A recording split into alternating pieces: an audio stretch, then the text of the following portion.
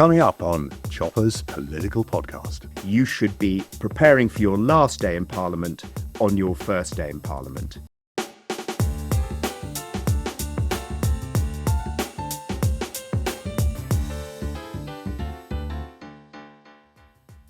Welcome back to Chopper's Political Podcast, where I bring you the best guest gossip, news and stories from our studios at GB News in the heart of Westminster. The general election might feel like and is 8 months ago, and Westminster has by and large moved on, but for many MPs who stood down or lost their seats, some of those were left high and dry in limbo, pondering the life they had lost and wondering what to do next. So this week's edition of Chopper's Political Podcast, I want to look at the life after politics. Later, I'll be speaking to Mark Field, the former Conservative MP who stood down at the election and has a memoir out which is setting hairs running in Westminster this week. But my first guest is Sir Charles Walker, the former MP for Broxbourne in Hertfordshire. Sir Charles Walker, welcome to Chopper's Political Podcast. You were MP for Broxbourne for 19 years until 2024, Tory MP, of course. How's it going for you as a civilian? Well, I mean, I missed Parliament, which is a good thing, because if I wasn't missing it, I would have stayed for too long. I think it's now pretty common knowledge that I'm looking for work. I haven't been too successful over the past 6 months. That's not to say I haven't been working. The problem is I've just been doing a lot of things for free, and it would be quite nice to get paid to do something. How much have you earned since July the 4th? Well, it's a matter of public record, as you know, Chris, because it was in the Telegraph, £575. You can't live on that. No, you can't. Are you on benefits? I mean, can you get benefits? But I am fortunate, and you know this, I'm fortunate. I'm in my not even mid-50s, perhaps late 50s at 57. I have private resource that I can fall back on, not enough to retire on, but certainly enough. A cushion to make sure that I'm not worrying about paying. So how many jobs have you gone for? Have you got, or are you not going for jobs? Well, I mean, I've gone for a few. Look, do you know what? I'm sure I could have done more. I mean, you can always do more. Anybody who says I've done as much as I can do is probably not being entirely honest with themselves. But I feel I've given it a good crack. And to be honest, there's that cliche, I have irons in the fire, but everything takes longer than you think it's going to take. Look, everybody said who'd left Parliament in previous elections, Charles, you're not going to be a priority. You will have lots of conversations. People will be interested, but they won't move at the speed you want them to. And when you were an MP, I suppose you thought, well, I can do all this. You were a senior Tory backbencher in Parliament. You were a committee chair from 2012 till 2024 on two different committees running Parliament. You know, you saw a lot about budgets. You're a good administrator. You're a legislator. You're someone who has principles. You voted against, for example, I think Michael Martin when he was Speaker. You thought he had to leave back in the day. That was brave. You're a brave MP. Why are these skills not transferable into the private sector? I think as politics has moved from a vocation to a profession, people see it as a profession, and I think we come with baggage. I think a lot of that is very unfair. I mean, I would say, and I've written some notes, and I hope you don't mind me looking at them, but my colleagues, regardless of whether they're ministers or backbenchers, whether they've been in for 20 years or 5 years, have a number of really core skills. They're great negotiators. They're really good at dispute resolution. You can't survive in your constituency if you haven't got those skills. And triaging issues and really good at distilling complex issues down. They're really good at time management, prioritising, and of course, most of them, not all, but most of them are really strong communicators. And these are skills that businesses would really benefit from. I think there are some tropes now that follow MPs around that, they'll be difficult to manage. They'll be slightly full of themselves, too self-important, perhaps not committed to my business because they want to get it's back all into about Parliament. them. I just wonder whether it's all about you as a part of the problem. When we had this disloyalty to the boss under those previous Tory prime ministers and leaders, notably Boris Johnson, but also Theresa May was forced out, that behaviour would not be acceptable in a company.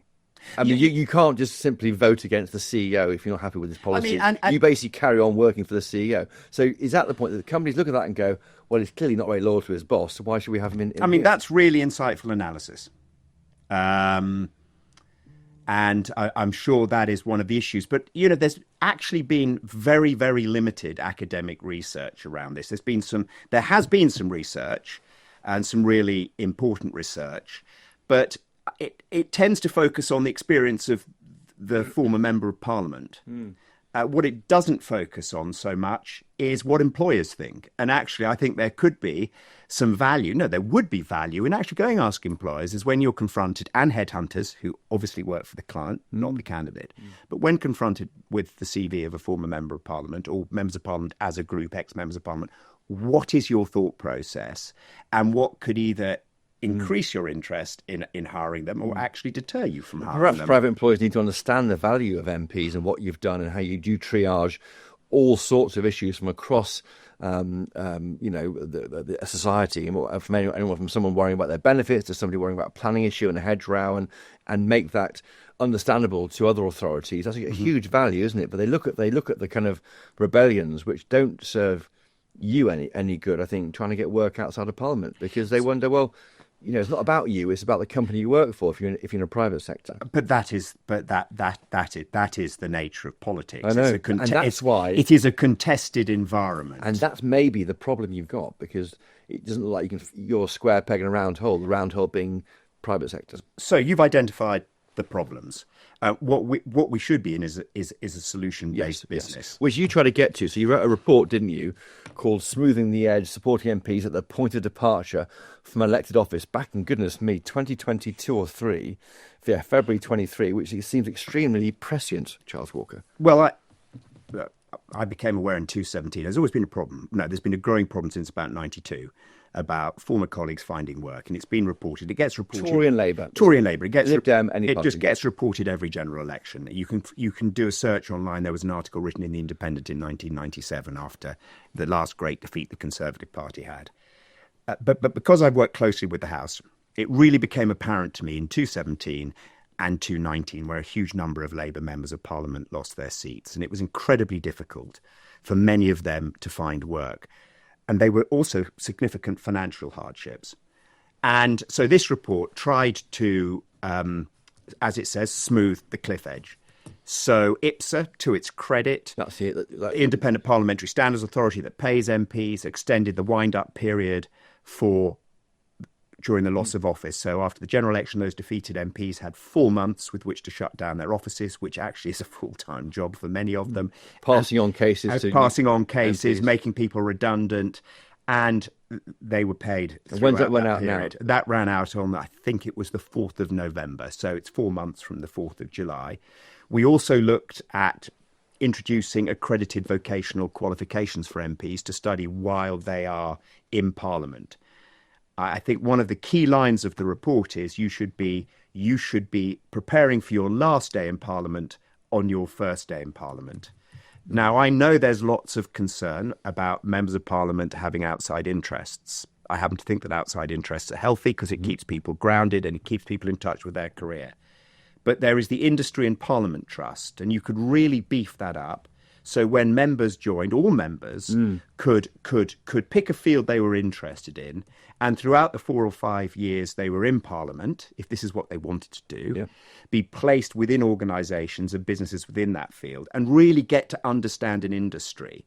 So if they were defeated, they would have something really strong to put on their CV. But if actually over time they felt that they'd played their part in Parliament, they would actually have a route out of Parliament. Because the worst thing I could have done in 2024 is stood again. I was unhappy being an MP. I was exhausted and tired, but I would have stood again for the money, just to be paid. Not because I love my constituents. And that would have been a really bad thing to have done. Because because you say plan for the exit. Your problem is you don't know when your exit is, because if you fight again in 5 years and don't get it, I mean, I can plan, maybe I want to retire at 70 or something. I can know when it's coming. But with you, it's every 5 years, or even before that, you get this full-scale brutal review by the electorate and you're in or you're out. But we've got to keep all members of Parliament, if they want to do it, in touch with the labour market. So if they're defeated, and many of my colleagues were defeated unexpectedly. Yes, of course. We lost majorities. Well, the early election, no one saw it coming apart from about 20 people in Downing Street. But we lost majorities of 20,000 plus. Yeah, in 97, it was up to about 16,000, 17,000. You were vulnerable. In this general election, it was up to 25,000. The impact, you're on a salary of £91,000 as an MP. Ministers can get tens of thousands of pounds more than that, and that disappears overnight. And since then, you've earned less than 600 quid. I mean, that is a huge shock. You've got means to cope with that, but there must be other colleagues of yours who are finding it difficult right now, without naming names. So there are. So just very quickly, the Independent Parliamentary Standards Authority, in my view, has sorted out MPs' pay. We'd all like to be paid more, but it is much better than it used to be. I think the real issue that needs to be focused on in this Parliament by the Independent Parliamentary Standards Authority is how we transition members of Parliament out of this place into rewarding careers. Yes. Have you heard some hard luck cases? I mean, amongst colleagues coming. I mean, I know you talk all the time on WhatsApp. Well, you're not on WhatsApp I'm not at all. WhatsApp. You know, you barely have a mobile phone I would call a mobile phone in modern day Britain, but you're still doing it. But have you talked to other MPs? And what's the worst case? What are the worst? I don't want to go into details. No, but we're not naming names. But a lot of people are struggling just even to get interviews. Yeah. And that is, look, I personally, because that upsets me immensely, because whether you like them or not, whether you voted for them or not, these people gave the best part of 5 years of service to their democracy. And they have got skills. And it just worries me that they're in this position 6 months after a general election of really struggling to find work. And if you have time on this broadcast, can I just make a comparator? Please. In November, I went to Sandhurst with one of my children who is thinking of joining the army. And we sat in the auditorium and there was a 90-minute welcome lecture. And the first 45 minutes was about the army. The second 45 minutes was about how we are going to take your child, son and daughter, into this place. And however long they serve, we're going to improve their career prospects at the point they leave. And Parliament is not competing for talent. So is there a career penalty then? There is a career So penalty. do you think bizarrely you're more employable before you're an MP than you're after an MP? Absolutely. Is that right? Absolutely. I mean, of course, That's there are those. unbelievable. Of course, there are those that are at the very, very top. Yeah. And that becomes a smaller and smaller On section. the speaking circuit, we know about them. The don't we? very, Theresa very May and the top. like. But once you get outside the top 4 or 5, if that, I mean, we all know of Michael Gove, who's going to be enormously successful. But once you get down the batting order, it's difficult. And the difference is the army worked out some time ago that it is in a competitive marketplace, so it has to compete for talent. But there are I think over 1,000 people, there used to be anyway, on the Conservative Party list to be MPs. Loads of people want to be MPs. So is this just and you were in Parliament for 19 years, you were called a knight, you had chaired committees, everyone opened the door for you, you were well respected, you are all respected now you've left. I mean, is that a deal you do with the electorate, and perhaps it's the price you pay? First of all, it's about the quality, not the quantum. Okay. And I don't want any of your listeners or viewers to feel sorry for members of Parliament. But almost to a man and woman, people told me when I was an MP, we need better MPs getting into Parliament. Yeah. Well, that's the beginning of the conversation, not the end. And if there is a career penalty, you will deter, not all of them, but a number of those good people from seeking... It's just not worth doing. It's not worth doing. I mean, there's also the issues around family safety, which are being resolved by the Speaker and are being really looked at. It's a big issue that we don't talk about it at all, rightly, I think, on security issues, but it's a big issue. It's a big factor, yeah. You can see spouses, partners saying, I really don't want you to do that. There's also the 24-hour media scrutiny by people like yourselves, which is a challenge. And there's also the huge constituency casework that grows and grows. Yes. So there are reasons not to do it, but you don't want to keep adding reasons not to do it. You want to find reasons to do it. To do it, yeah. And the other point, Chris, is there may be lots of people on the candidates list, but I was aware in 2019, in a lot of Red Wall seats we won, that there were 4 or 5 people put their names forward. You weren't meant to win those, were you? That's the point. When I first started looking for seats in 1999, I was going for marginal, unwinnable seats with short lists of 50 or 60 people trying to get selected. There is a view now amongst many on the candidates list. I'm only going to I'll go either for an unwinnable, just to cut my teeth, or a really safe seat. But a marginal, no, that's just too uncertainty and that's too risky. Is it possible that the further away we get from the Tory government, as Labour experiences failure and scandal and all that kind of thing, that employers might be more forgiving of Conservative MPs who have left? We're 6 months away. That may be the case, but that comes of little comfort No, to I my know. colleagues, Yes. my former colleagues looking for work. Look, I'm enormously fond of my former colleagues. I'm enormously fond of those colleagues I left behind in Parliament. Yes, we can fall out. Yes, we can have rows. But this democracy of ours, this Parliament of ours, is a really good thing. And I think... And you were a principal part of that when you fought against the COVID pandemic lockdowns with you and about 6 individuals. You attended every single day through lockdown in Parliament. You always take stands on things. So you were a great parliamentarian, Charles Walker. Is that mitigated against you being employable? The funny thing is, the thing I really understand is Parliament. And I think I was on the Commission, which is the board of the House of Commons, as you said, as Select Committee Chair for 12 years. So I have a lot of knowledge, extensive knowledge about how Parliament works. Not Whitehall, but Parliament. Trouble is, everybody gives that knowledge away for free. So you leave Parliament thinking, wow, I can really help people understand Parliament. But then you realise there's a lot of academics, former members of Parliament, just giving it away for free. And okay, that's the way it is. But I will find a landing point, and it's quite an interesting intellectual exercise. Yes, because to be honest, I'm not worrying about paying the bills, so I have the luxury of saying that. What would you say to employers listening to this, considering a CV for an MP, ex-MP? Right, get them in and talk to them. You don't have to give them a job, but do have a chat with them and explore their skill sets. I mean, I've spoken to colleagues who have been turned down for jobs, and they think for the reasons that I've articulated, difficult to manage, they'll be a bit too posh or whatever, or self-important. And that's not the case. They really want to make a difference. People tend to go into politics, because they want to make a difference. Yeah, that's the point. And I think you get former colleagues into your organisation, you will be really, really impressed by the skill sets that they bring. Can I ask you one last question? Sure. You were the MP for Broxbourne 2005 to 2024. If you were now in 2004, would you not become an MP given the cost it has on your after MP life? Do you regret being the MP for Broxbourne? No, I loved it. I really do. I really did love it. And I did some things that give me immense pride and my family immense pride. But I wouldn't want my children to do it. I think I have children who are in vocations, teaching, public service. One of the younger ones wants to go into public service.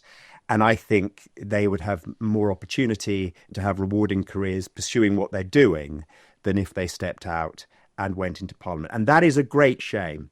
Parliament needs to understand that the world is moved on and it has to compete for talent. There's more out there for youngsters to do and get engaged with. And actually, a life in politics is not as attractive now as it was 50 or 60 years ago. Charles Walker, thank you for joining us today on Chopper's Political Podcast. Thank you.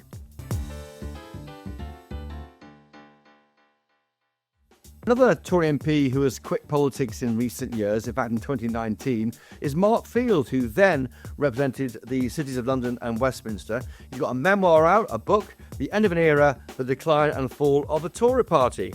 Mark Field, welcome to Chopper's Political Podcast. Lovely to be here. It's quite a bleak assessment of your old actually, no. In fairness, really, the real issue that I've been talking about has been the idea that my generation, I am just a baby boomer. I was born in October 1964, so I've just turned 60. It's quite a lamentable mess that we've left behind. And we had it all. We had I was able to, obviously, didn't have to go to war, didn't have to have national service. I went to university, got great jobs afterwards. It didn't have any debt on leaving Or university. Well, no, exactly right. It seemed expensive at the time, I have to say, back in 1988, but I mean, compared to obviously to nowadays.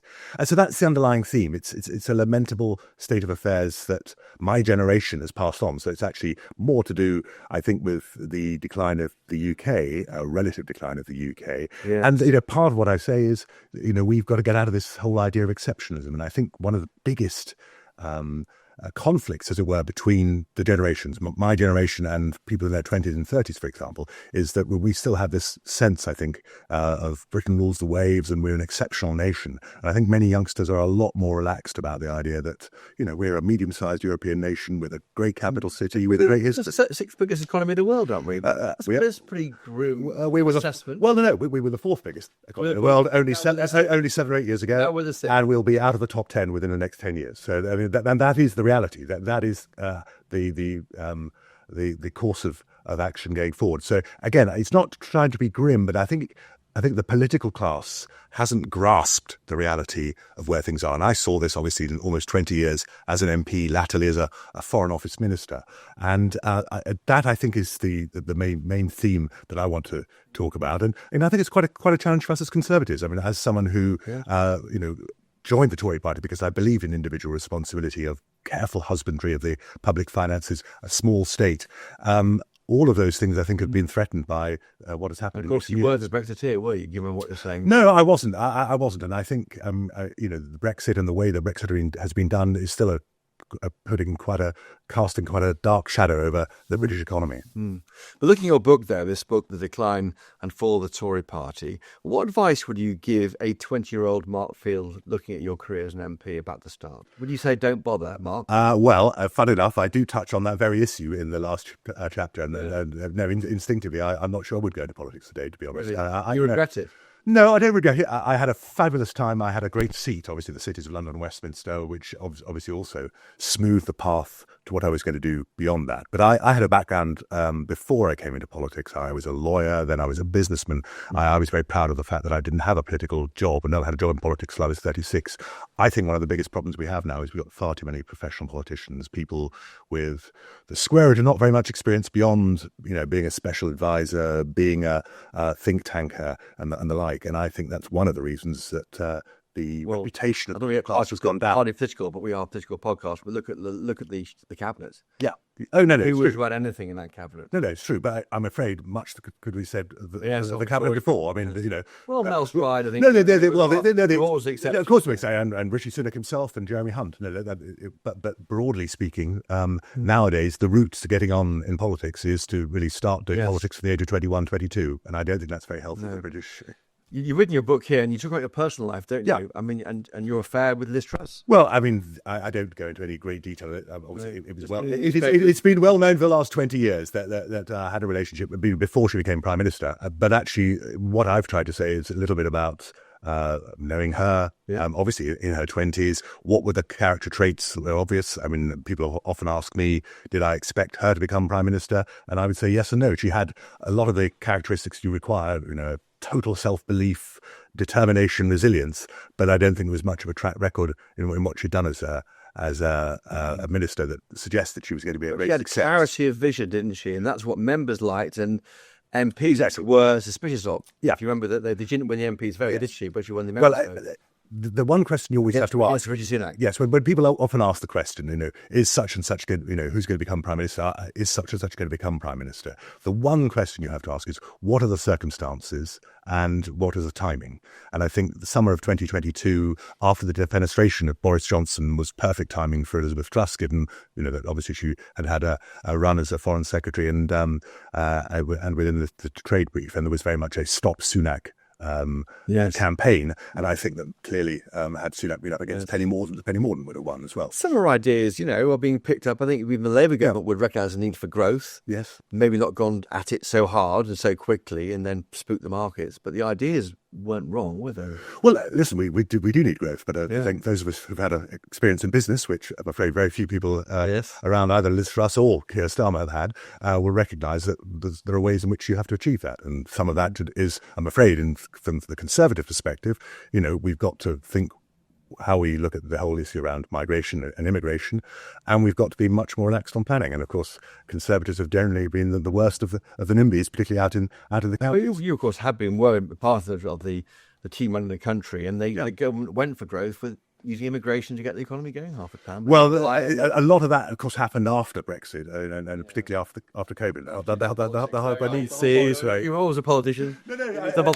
I don't. I mean, I do take a collective responsibility, not just having been a member of the government, but obviously having been an MP for the best part of 20 years as well. Yes. Have you spoken to Liz Truss since the book came out? Has she given you a text saying thanks, Mark? I think there's nothing in this that she's not going to be.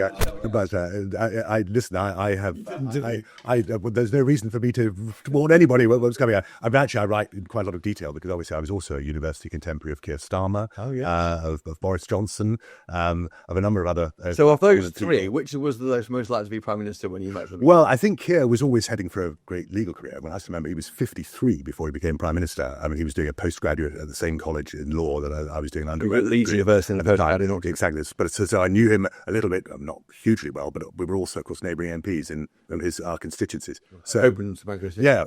So he's done. I mean, he's.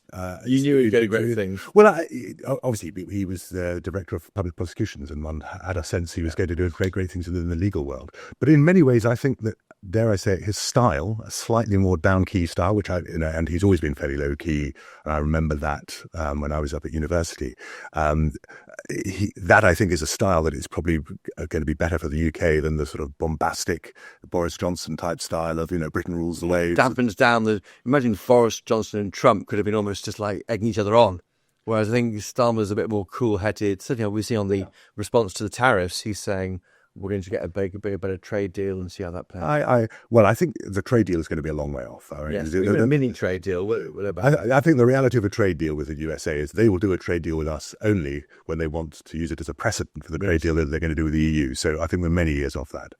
And Boris Johnson, or is going to be some sort of Boris Johnson king person in his own world? Yeah, well, listen, I mean, there's talk of whether Boris Johnson comes back. I'm not sure that would be very advisable for the Conservative Party. I think there's a lot of baggage that comes with it all. But he is a big personality, a big character, and I don't think there's any doubt he is the lodestar around which the Conservative Party is going to be judged for some years to come. You're not a fan of Nick Robinson, it seems. Oh, I am a fan of Nick Robinson. Again, the bits I've read, you actually need to read the book. Okay. That's I think, part of the trouble is that everyone, if you look at bits of serialisation, I've known Nick, obviously, he signed me up to the Conservative Party for over 40 years ago. So I've known him a long time. Downplayed his Tory roots because he had a key role in the university Tory politics. I can understand that, and that's the comparison I make. Obviously, he had a great aspiration and had a phenomenally successful quick run within the BBC, at which point clearly his political aspirations had to be played down. I mean, in fairness, we were slightly on different sides of the Tory party in Oxford politics, but though, funny enough, he did get in touch with me within a few hours of... I bet he did. In a very nice way, because we've always got on very well. Of course we have, yeah. And it's a long time ago. I think it was Henry Kissinger who talked actually in terms of academics, but it applies, I think, to student politics as well. When he said, the reason that the battles are so bitter is because there's so little at stake, but often those rivalries they play their part. And what's next for Mark Field after this? You've assessed your life in a book. You're now sister. You're still young as ever to me. Well, it's very sweet of you to say so. I'm 60. Obviously, the last 5 years since leaving Parliament, I chair a bank in the Isle of Man. I'm on the board of a few public companies. I'm doing quite a lot of work with a European advisor. So certainly not going to come back. Certainly not back into politics. No, part of the reason I think when you want to write a book, I felt I had things to say. I had an interesting, political background as. Philip Hammond once said to me, you do get into quite a lot of scrapes, and one or two of those are obviously touched on in the book as well. But I wanted to write something, partly for my children's sake, actually, that they can look back. I was a footnote in history, but I hope that you'll want to read the book as well, because there's some interesting themes, not just about the past, but also a few pointers to where the future lies, both for my own party, but I think for this country as well. Yeah. Mark Field, thank you for joining us today on Trumpers. Pleasure to be here, Chris. This is Sir Charles Walker earlier. And thanks to everyone who listens to and watches this podcast. I tweet at Christopher Hope on X. What's your Twitter handle? Do you have one? Are you on X? Yes, I am on X. I must confess, I was off for 5 years, but obviously having to promote a book, you got to get back onto the social media. It's at Right Mark Field. At Right Mark. Very good. Email me to chopper@gbnews.uk if you want to hear what or discuss what Mark had to say, also Sir Charles Walker. If you enjoyed this podcast, please do tell your friends. If you really enjoyed it, leave a 5-star rating and review on Apple Podcasts and Spotify to help other people to find it. Thank the brilliant team of GB News colleagues behind the podcast, Mick Booker and Jeff Marsh, and the superlative, really quality staff members who work here in GB News, Westminster, Rebecca Nunes and George McMillan. That's what it says in my script. Most importantly of all, thank you for listening. If you want more Chopper in your life, and who doesn't, Mark does, do catch me during the week on GB News.